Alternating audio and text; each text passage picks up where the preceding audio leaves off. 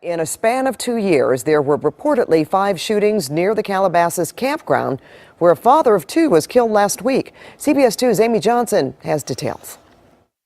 I'm highly dissatisfied with the lack of help I've received. Cece Woods, a community activist and editor-in-chief of the local newspaper in Malibu, says she's surprised at how many people she's heard from since she started writing about the early morning shooting incidents at Malibu Creek State Park, the same place where 35-year-old Tristan Beaudet was shot and killed in his tent last Friday morning while camping with his 2 young daughters. They are clearly unhappy with the lack of response from both departments. Melissa Tangelo posted this on Facebook, a bullet in her car in January of 2017. It's bird shots, so they're a little bit smaller. I think they're like 3mm diameter BBs, but it shoots like 100 of them. And James Rogers was shot in the arm while sleeping at the park in November of 2016. He probably wouldn't have booked the campsite for his family. The LA County Sheriff's Department has confirmed 3 shooting incidents near the park, including one just 4 days before Beaudet's murder. Check the hood and notice the bullet hole.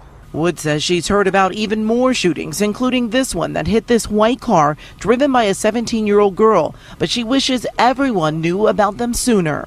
If an alert had been issued to the public by the authorities, Tristan Beaudet may have made a different decision as far as his camping plans that night, and he may still be alive today. We are at the scene of a suspicious fire, although it did happen 3 days after 4th of July.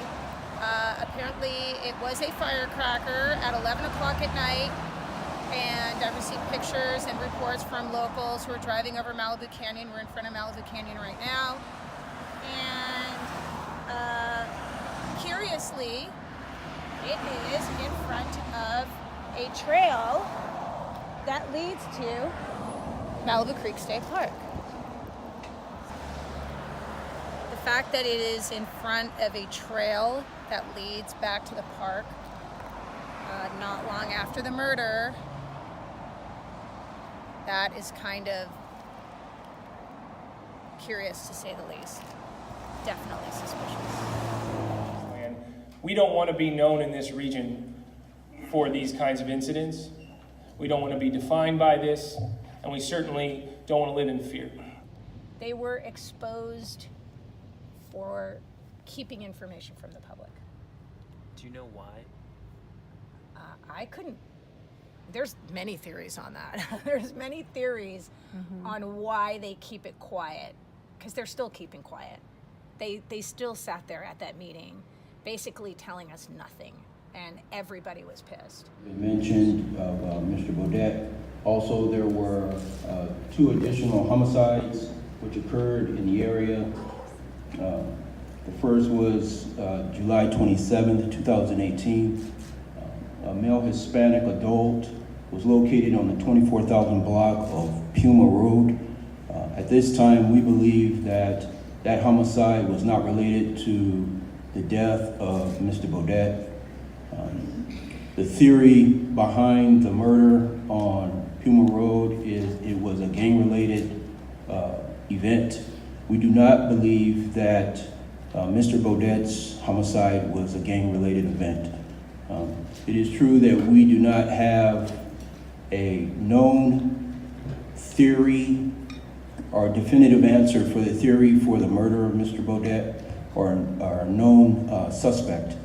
However, we are working and we're leaning in a direction of certain theories, and that does not include a gang-style type homicide. The murder that occurred on May the 16th, 2018, we also believe that that was a gang-related event. A body of a male Hispanic adult was located on La Tejanga Road. Those investigations are ongoing. I can't give too much specific information regarding those incidents. However, we do not believe that they are related to the murder of Mr. Beaudet. This was the dump area of an execution-style hit by MS-13. Hindu Temple, Malibu Canyon Road, Blue Dude Ranch, and the Muse School. Editor-in-Chief Cece Woods tells KNX area residents are on edge. It's scary. It really is scary over here right now.